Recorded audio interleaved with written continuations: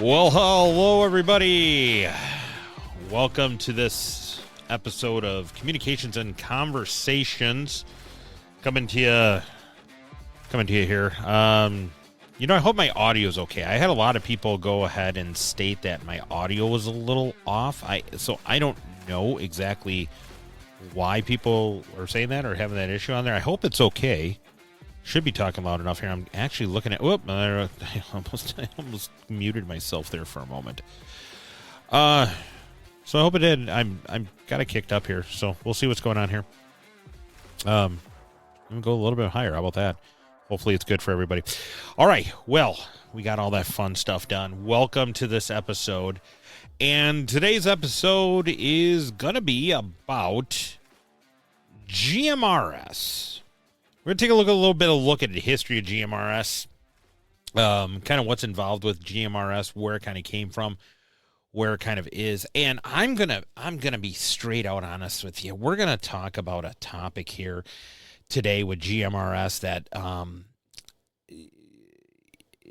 don't know. It's going to upset some people, I think, about it, to be perfectly honest with you. And it's going to be not upsetting people on there. So it's going to be across the board. But there's three things we'll talk about today. So one, we're going to talk about GMRS. What is GMRS? Kind of the 10,000-foot overview, okay? Then we're going to talk about a little bit of a subject that people sometimes would have there. It's just that GMRS radios, there's a certain rhyme or reason to it. Don't use certain radios, that kind of thing. And then we're going to talk about another thing that I actually kind of, another tuber, they sometimes are now calling themselves, went along and supported this petition that someone was going ahead and offering. And I'm just like, that is stupid.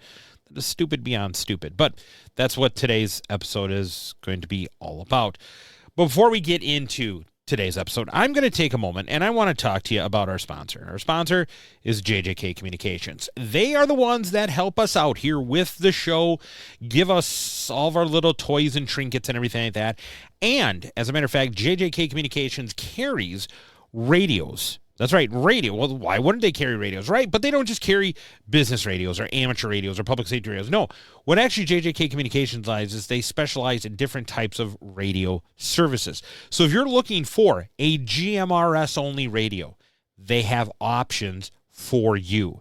If you are looking for a business band, LMR, even kind of a public safety grade radio, they have options for you. All right, they're not just, hey, we're going to go ahead and sell you this cheap bell thing here. And it's like, they don't deal with that. What they do is they have cost-effective radios for what you need. Not only does JJK Communications have a wide variety and range of different radios, ranging from radios that are simple, easy, compact, small. Hey, it's a GMRS radio. Hey, it's a business radio. Hey, it's a MERS radio. Whatever the case may be, ranging all the way up to fully encrypted, digital capable radios that even runs on the JJK Connect radio system. That's right, JJK Connect radio system, a digital voice network that allows for you, the customers of JJK Communications, to be able to rent time or space on it, to be able to communicate not only just a local area or a little bit of a wider area, but also a regional basis area. So if you need communications, you need to buy those radios, you need them for whatever things, and not just purchase. They offer a great rental program. And as a matter of fact, for the month of April, wow, I wish. For the month of November, JJK Communications is offering a rental special package. That's right. If you're looking for radio rentals for, let's say, deer hunting, for hunting. As a matter of fact, great idea. You have a church group organization, a group of friends that are going to places. You know, hey, JJK Communications is based out of Baldwin, Wisconsin, right near Minnesota. You go to Mall of America for the weekend or something like that with your family. Don't bother with the cell phones, man. It's going to be crowded. Too many things. You're going to be checking prices, checking bank accounts and everything. Be able to have instant communications with two-way radios from JJK Communications and even on rental. Check them out on their website, www.jjkcom.com. Once again, www.jjkcom.com, or give them a call, 715-338-8458. That's their direct number, 715-338-8458. And they'll be able to help you out with your communication needs. Alrighty, back to the show now. So GMRS, General Mobile Radio Service. What is it? Why did it come from? Where did it come from? Why have it? Blah, blah, blah, blah, blah. Well, in a nutshell, GMRS was basically designed way back in the day. Now, I'm saying in a nutshell, okay? And people are going to be like, oh, that's what it was for.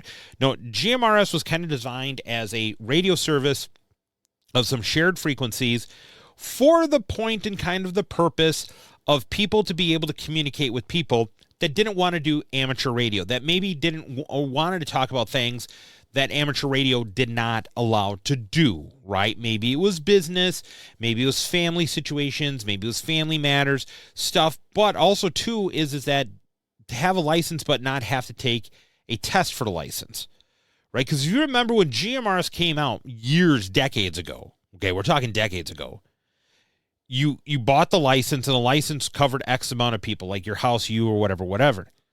Amateur radio is for a person only, and at the time GMRS was kind of coming out, you had to still take your code. And people didn't want to take a code test, right? If I need to be able to communicate with my wife and kids, all of us are going to go get our amateur license, and then once we get our amateur license, like if I want to say, hey, honey, stop by the store on the way home, or stop by the Domino's, or stop by the Burger King, whatever the case may be. I couldn't do that on amateur radio because that was conducting business, right? So GMRS was kind of created as theirs to be able to do that. Now, some of the GMRS frequencies, yes, were tied into business frequencies. So has GMRS always had a lower hanging level of some business usage? Yes. Yes, it has. Okay. I know some people are like, hey, you can't use it on GMRS. You can't use business. No, you can. There's ways to do it. Now, I'm not talking about FRS here. Okay, I'm not talking about FRS. FRS was kind of designed to be interstitial channels to the GMRS channels. If you ever notice, the frequency of FRS channels are in between the GMRS frequencies on there. And the reason being is that they were used as frequencies they kind of shoot in or horned in, some might call it in there, so that when you were not in the range of a repeater, or when you were traveling, or when you were close by, you could use those frequencies, and in essence wouldn't interfere with the repeater, and it could just be like local channels. So like, let's say you go to the park, right? And instead of trying to use one of the frequencies, you just need a low power, close range frequency. That's kind of what FRS was designed for. Now today's day and age, FRS is up to 2 watts. You can use them for business communications. As a matter of fact, we're probably looking at maybe doing a show coming up soon here from All of America, actually about scanning, because scanning is a hot topic. We're going to hit some of that stuff later. But a lot of businesses are using FRS right now. And it's so funny because people don't even realize with FRS, like, hey, guess what? Your conversations are not private, and people are talking about that out there. So what I'm getting at, though, is that the FRS has always had this rule that a GMRS repeater, and they have stipulations on repeaters too, okay? You can't just be throwing up a 300-foot, 100-watt repeater. No, there's restrictions on there. And let me back up, actually. If you want to, like, fact check, if you want to go ahead and saying, like, hey, I want to see what John was saying, if that was actually true or not, go on over to the FCC ECFR 47. So go to ECFR 47, Part 95. Okay, Part 95. So ECFR Title 47, Part 95. That deals with GMRS, that deals with FRS, that deals with MERS, that deals with CB radios and everything. Part 90 deals with business band stuff, okay? Part 95 is GMRS. Part 97 is amateur. You want Part 95. Because 95 is going to go in and say about, hey, what are the restrictions on the radios for GMRS? So there are restrictions on radios for GMRS. The biggest restriction and the biggest thing is going to come down to if, once again, your radio is built for GMRS only, or is it a radio that can be used on GMRS? So if a radio is in Part 95 certified, meaning Part 95 means it usually has like a fixed antenna, fixed power output on there. It is channelized. It can only be the GMRS channels or the FRS channels, and based on the channels you're using, different power outs, blah, blah, blah, blah, blah. That is like Part 95.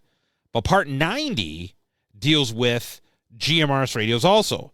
So in the GMRS radio statute law, whatever you want to call it, their part on there, it states that, the only radios permissible to be used on GMRS are basically radios that are Part 95. And then basically I'm paraphrasing because like the meets the specifications laid out in this section, blah, blah, blah, blah, blah.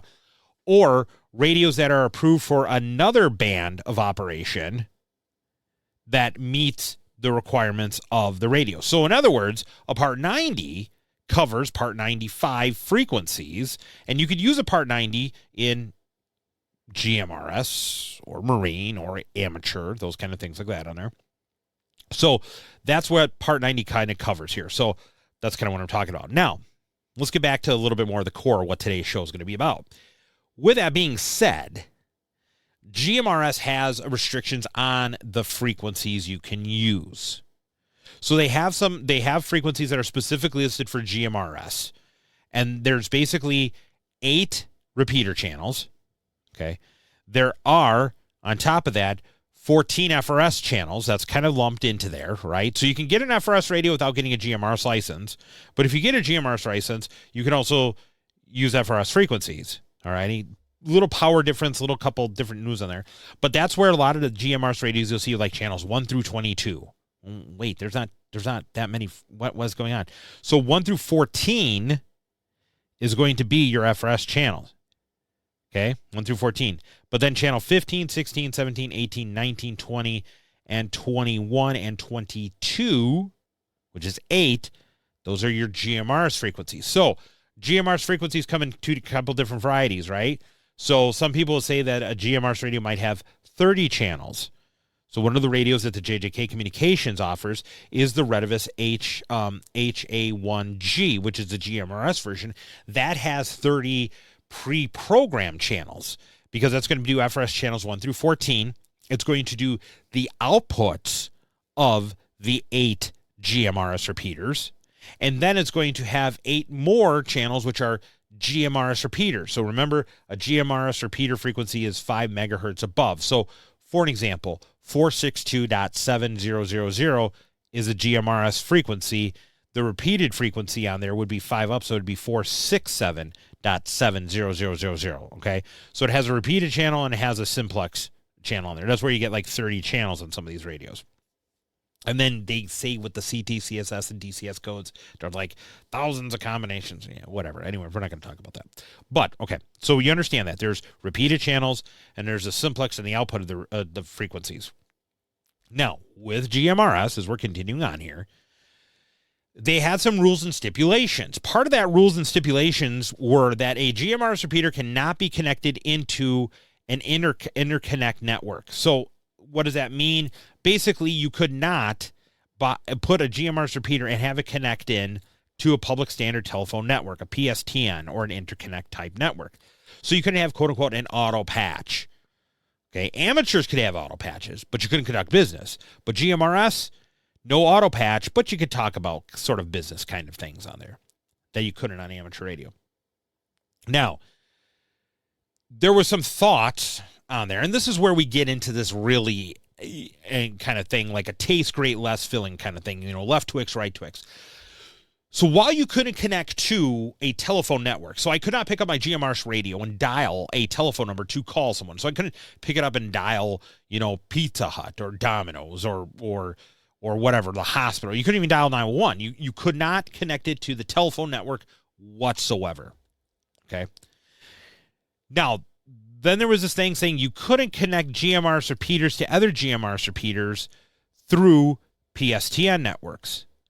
So once again, it's saying you couldn't connect a GMRS repeater to another GMRS repeater using the telephone kind of network.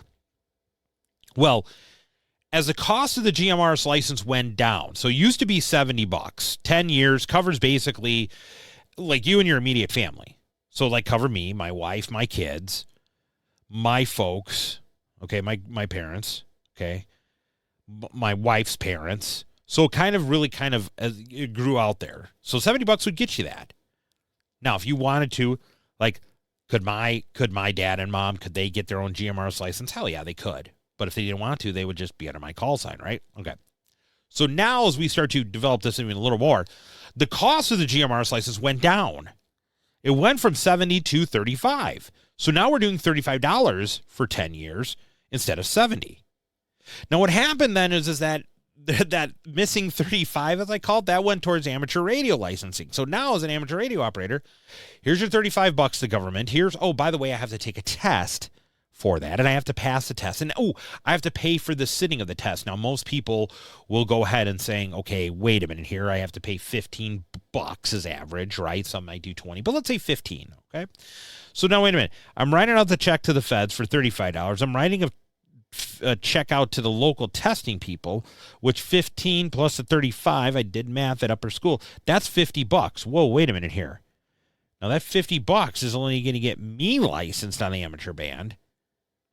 Now, could my kids and my wife talk to me? No, they'd have to get amateur radio licenses too.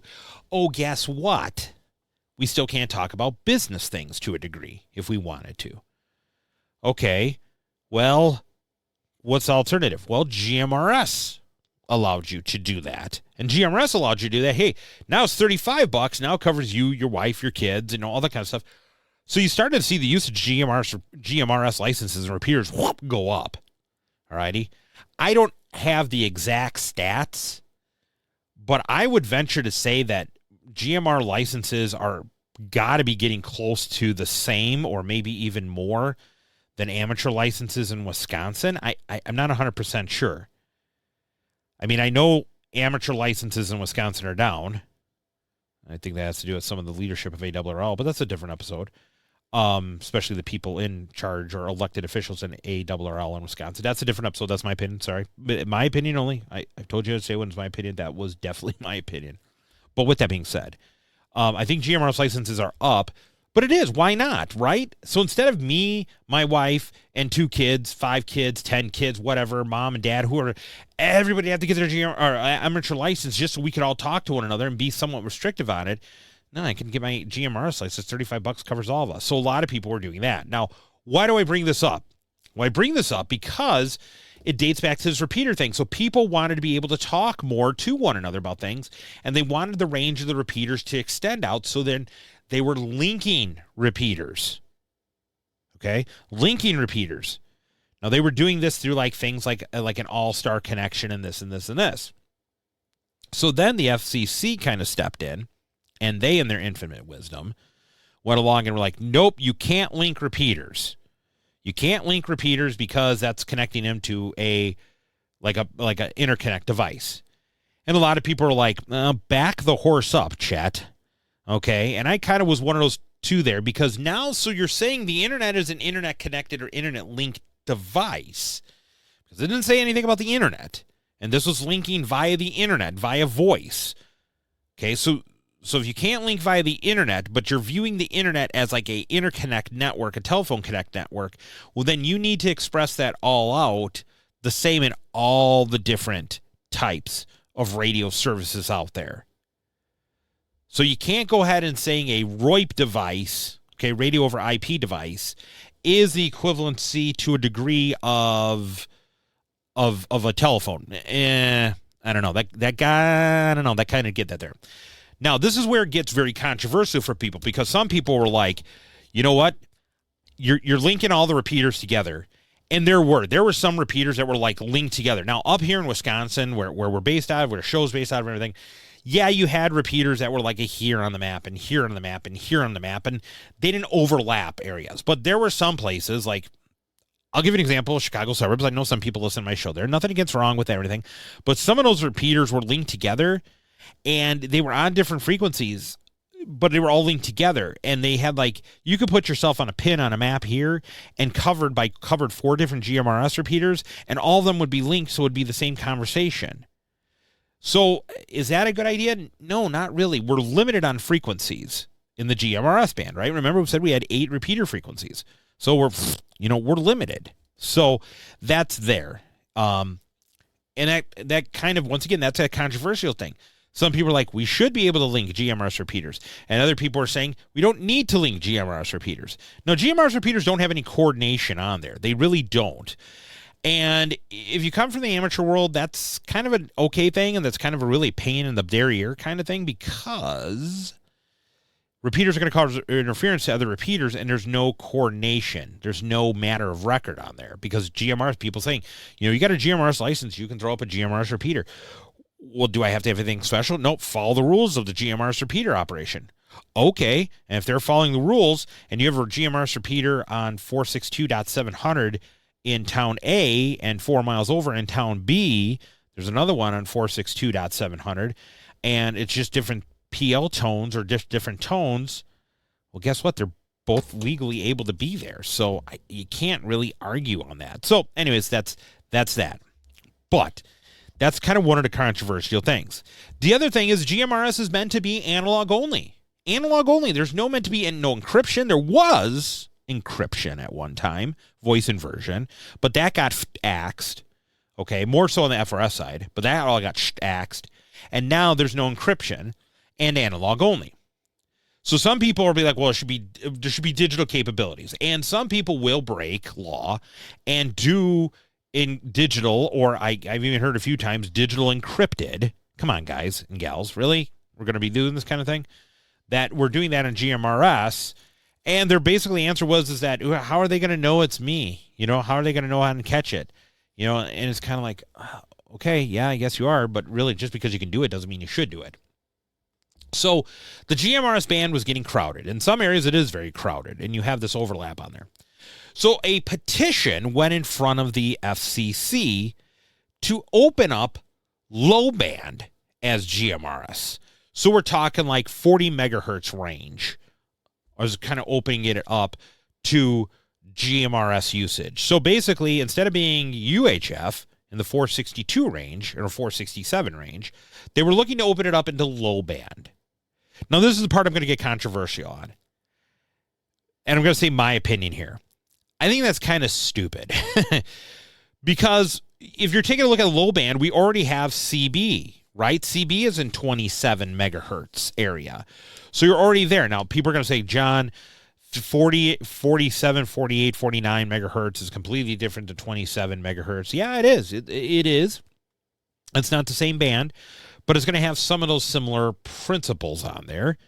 But if we're opening up, why are we going lower, right? Why are we going lower into bands that have weird propagation sometimes to bands that have those issues? So here's where I reply to one of the tubers is that I said, why aren't we looking at 900 megahertz? Why aren't we? Okay? It's really an unused band. The 900 megahertz band has a very large of ISM, industrial, scientific, and medical.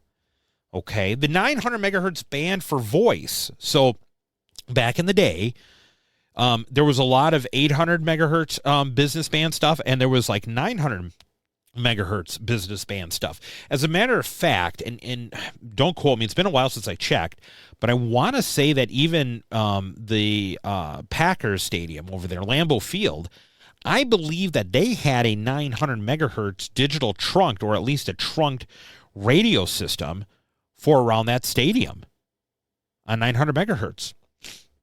What else has been in 900 megahertz, John?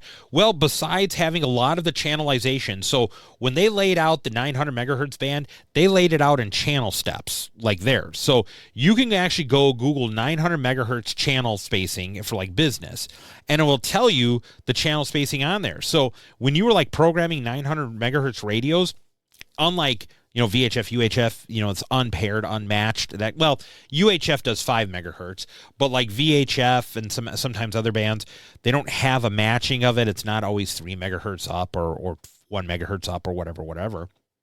900 was really channelized on there. And you could actually take, like on some radios, you could actually go in and you would program, let's say, channel 4 on your radio. It would be channel 4 on your display on your radio. But that was like maybe the 900 megahertz channel 24 or 46 or 28 or 17, whatever the case may be. And what that was is that was that channel number, so that when you're using your radio, you key up on that and then it's automatically go to that channelized. When you were doing with trunk systems, that was super easy, because if you did LTR or you did some sort of trunk system, you didn't have to worry about channel tables or anything because it was already set there. But here's what I'm saying why 900 megahertz is not bad. And if anything, I think we should be petitioning not for low band analog radios, okay, but a set of 900 megahertz channels. Now, the tuber there, he'll remain nameless, but he was like, have you ever been to a metropolitan area and listened to 900 megahertz? It's blah, blah, blah, blah, blah, blah, blah. And I call BS on that because guess what? The ISM band has a lot of stuff going on there. Yes, in the amateur band, it is crowded. Yes, that's part of the ISM band. In the ISM band also is your Mesh-tastic stuff, right? And yes, it gets crowded in there because that's in the ISM portion of the band where amateur radio has seconds fiddle to it and everything like that. I'm not talking about that. Get your head out of your amateur license, okay? I'm talking about utilizing, there's almost 100, I think actually maybe even over 100, but for sure at least 100 900 megahertz channels that are out there that can be used. Now, think of it this way, folks. What if we took 10 of those 100 channels, 10 of them, and what if we went and we said, okay, we're going to take these 10 channels, and how about this? How about we let people to explore that digital world? No, so we create a GMRS band in 900 megahertz and let it explore into a digital efficiency type system. So like either using something that can go, so like DMR, which gives you 2 slots, or like using NextDen, which gives you a 6.25 slot. I would be all on board for, because the greatest part about NextDen with this kind of thing I'm talking about, is you could take 2 channels and what it would be in a 12.5 kilohertz bandwidth on that channel, you could actually put 2 NextDen channels right in there. So your 10 channels became 20 channels, really. Okay, DMR is fine, but you have the time slots on there. But I mean, even still, you could achieve the same thing, right? Now, people are saying, well, the reason is there's no one who's willing to make 900 megahertz equipment. BS. Forget that noise. Okay, Motorola makes a DTR radio in the 900 megahertz spread spectrum ISM band. Okay, Kenwood used to make 900 megahertz radios on there.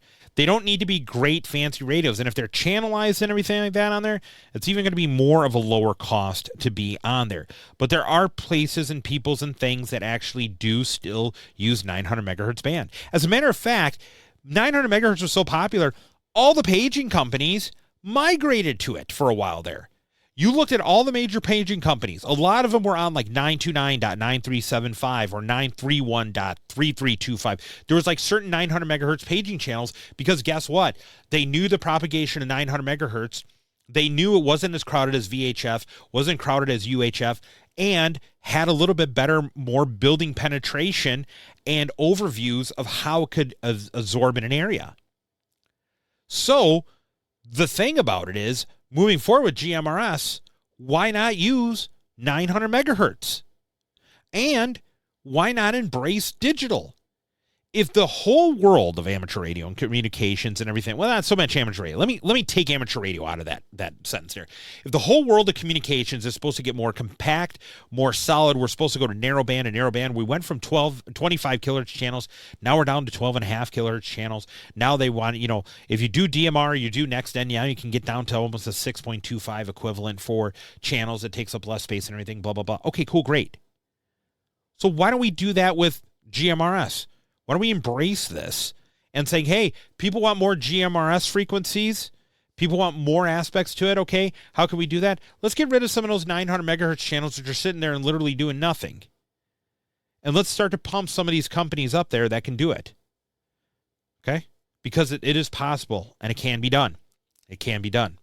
So, that's a thought. Now, once again, controversy in today's show, like I told you, the linking of the repeaters. Okay, using business communications on GMRS.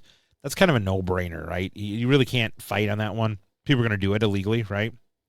Just like talking digital on the UHF GMRS frequencies. But like linking repeaters. What is the division at?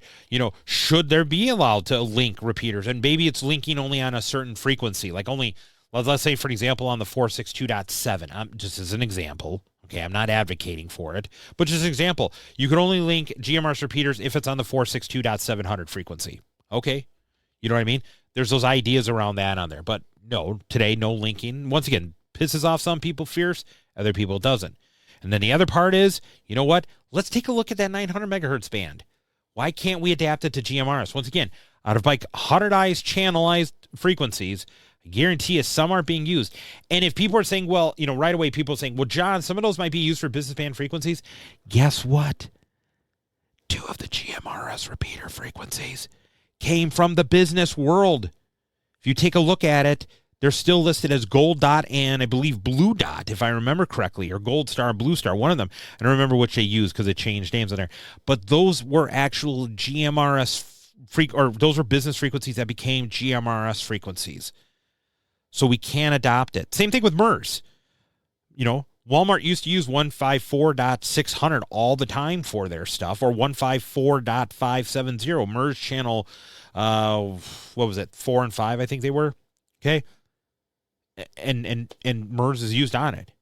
So I'm just what I'm saying. I'm like, hey, we can do this. And I guarantee you, if you make a law saying, hey, here's 900 megahertz that can be used for GMRS, people are going to find the way. People will find the way. And by the way, there are some DMR, for an example, radios that do 900 megahertz. So it's out there and it's capable. Alrighty. Once again, looking at that time on the clock here. We're going to go ahead and it's got to be that time, folks. It's got to be that time. We have to, all good things need to come to an end. That includes the show on there. Hope you had a fun time. I really think this is great about talking about GMRS. Hey, but I do want to say one more thing coming up here. Thanks for not last week. Last week was Halloween. So we went along and we kind of took a little bit of a break, right? A couple of Halloween parties. Yeah, we'll talk about that later. But anyways, I'm going to be looking for some people coming up on an education thing here. I'm going to have a little debate. I want you guys, the listeners, to be involved. I'm looking for someone who is against encryption on public safety frequencies. So encrypting the fire channel, police channel, EMS channel. I'm looking for someone who is for it, and I'm looking for someone who's against it. And I want you guys to come on. We'll have a little fun debate on there. We may even try it live, depending on who I can get. So if you're interested, reach out to me and through our channel here, through our Facebook channel, that kind of thing like that out down there. Reach out to me if you want to be for or against encryption. I'm going to have you on the show here. We don't have to show your face. I just need to hear you do it and answer some questions. So with that, everybody, take care, stay safe, and guess what? I'll catch you on the radio sometime.